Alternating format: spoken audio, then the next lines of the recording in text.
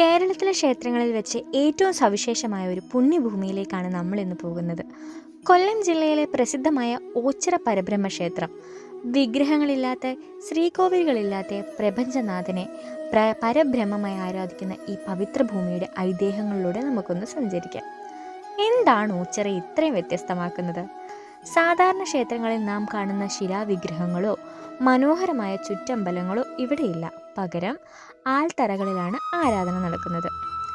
സത്യം ഒന്നേ ഉള്ളൂ, അതിനെ പല രൂപത്തിൽ കാണുന്നു എന്ന അദ്വൈത ദർശനമാണ് ഇവിടെ നിറഞ്ഞു നിൽക്കുന്നത്.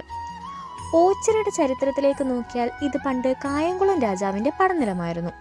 ഇവിടെ നടക്കുന്ന ലോകപ്രശസ്തമായ ഓച്ചിറ കളി കേവലം ഒരു ആചാരമല്ല, മറിച്ച് പണ്ട് നടന്ന യുദ്ധങ്ങളുടെ സ്മരണ കൂടിയാണ്. കായംകുളം രാജാവും ചെമ്പകശ്ശേരി രാജാവും തമ്മിൽ പടനിലത്ത് വെച്ച് ഏറ്റുമുട്ടിയപ്പോൾ പരബ്രഹ്മം നേരിട്ട് യുദ്ധം നിർത്തിച്ചു എന്നതാണ് ഐതിഹ്യം.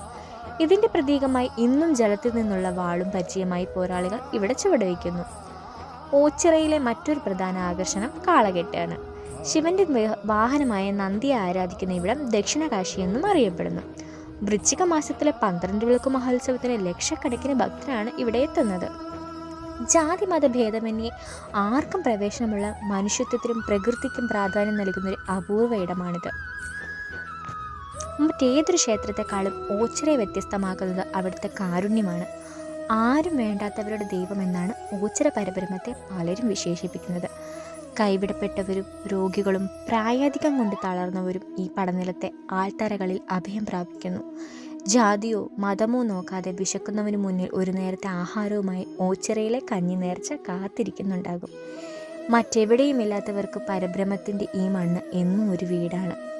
മനുഷ്യത്വമാണ് ഏറ്റവും വലിയ ദൈവമെന്ന് ഓച്ചിറയിലെ ഓരോ ആൾത്തറയും നമ്മെ ഓർമ്മിപ്പിക്കുന്നു.